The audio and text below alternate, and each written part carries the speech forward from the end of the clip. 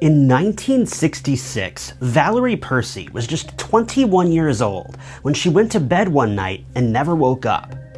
Late into the evening, someone snuck into her home, stabbed her multiple times, and severely beat her.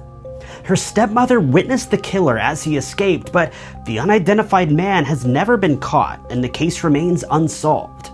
Investigators who attended the crime scene claimed that the scene had been cleaned up by the time they arrived, leading many to believe there may have been some type of cover-up.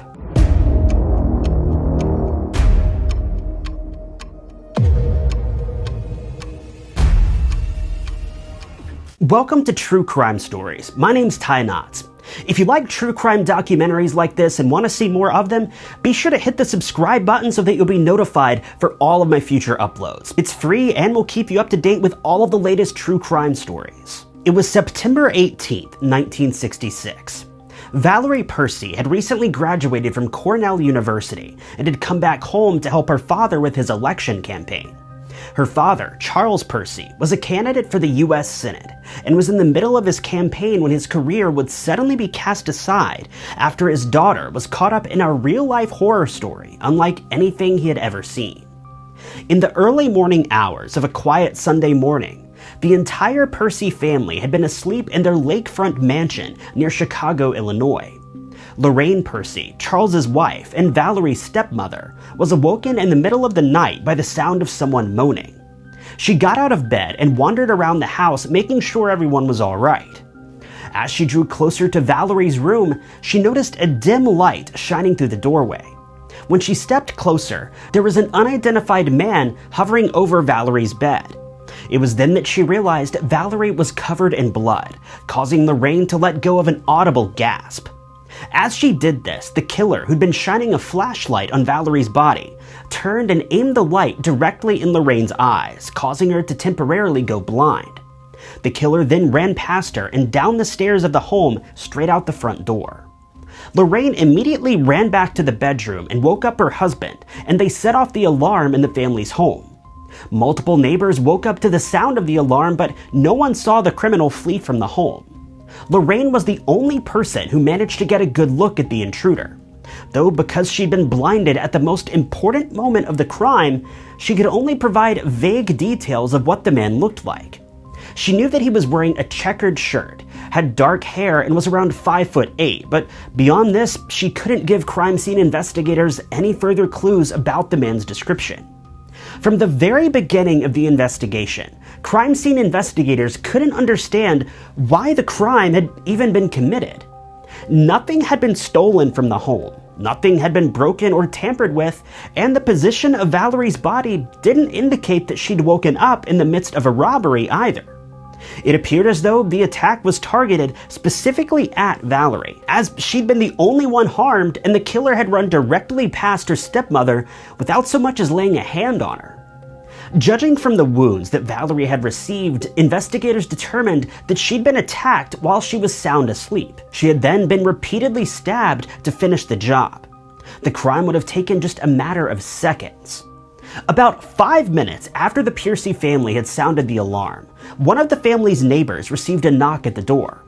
Robert Hoff was a well-known surgeon who lived across the street from the family at the time of the murder. Charles had called Robert to ask him to come over, and within a matter of minutes, a police officer had shown up at his door to escort him to the home. As soon as Robert arrived at the home, he said he felt as though something was off. He said that it appeared as though a great deal of time had passed between when Valerie had been murdered and when he was called to the scene. He couldn't explain why, but he said it seemed as though the crime scene had been cleaned or altered before he got there, even though the siren had rang out less than 5 minutes earlier. Specific aspects of the crime scene just didn't seem to align with the timeline that he had witnessed, but he refused to go into detail about this, so we don't really know what this could mean. The doctor said that he felt as though it were a crime of passion, saying that Valerie had been horribly disfigured. Both Robert and his wife found the crime incredibly unsettling, and rightfully so. They both spoke about how disturbing it was that such a horrible crime could take place just across the street, but Robert was uneasy for a slightly different reason. He was very shaken by the fact that he was never questioned as a witness in the crime. Though he and his wife would have been two of the first people to have witnessed the alarm ring and potentially seen the suspect flee the scene of the crime, neither of them were ever approached by officers for a witness statement. In a handwritten letter to the police, Dr. Robert mentioned how strange this was and suggested that it be looked into further. But still, no one ever showed up to question either of the two of them. Police would later pursue over 1,000 leads in this investigation, but every lead led them to a dead end. There were only a handful of clues found inside the family's mansion, such as broken glass on a French door, a few fingerprints scattered around the home, and a military knife that was found in the lake just outside of the family's mansion. But none of this evidence would push the case forward.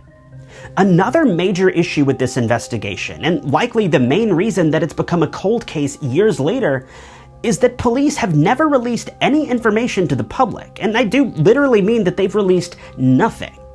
All of the information that we have was either handed down by family members, witnesses, or others who happened to be close to the scene of the crime.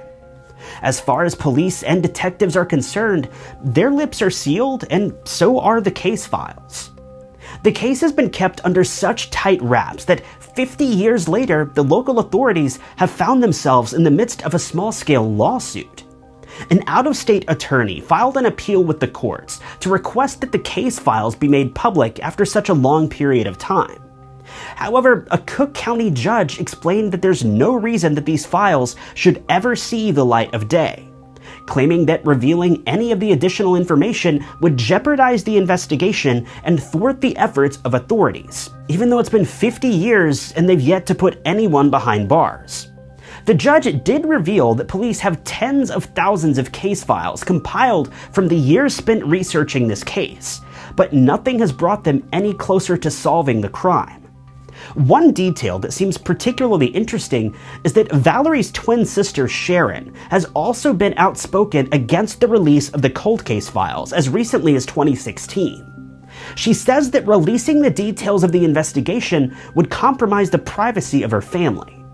Now, all of this may sound incredibly odd. I know that it sounded odd to me, and when I was first researching this case, I'll admit it seemed like there may have been some sort of cover-up going on. But the deeper you dig into this case, the easier it is to realize that even 50 years later, the police really are doing all that they can to see this case solved. Because in 2014, Cook County set up a dedicated task force to specifically solve this case. They were also able to get the help of FBI special agents to keep the case moving forward. A forensic expert was also assigned to the case back in 2000 to conduct further research on some of the evidence that detectives pulled from the crime scene. One thing we have to keep in mind is that at the time of the crime, the small community of North Shore, the area where the crime took place, only had around 3,000 residents living there. The police task force simply wasn't equipped to handle such a large-scale investigation. Because of this, just 11 days after the murder took place, the case was handed off to the Illinois State Police, who worked on the case daily from 1966 to 1969. From that point on, it was considered somewhat of a cold case, as the team had exhausted all of their leads and only a few new tips rolled in each year.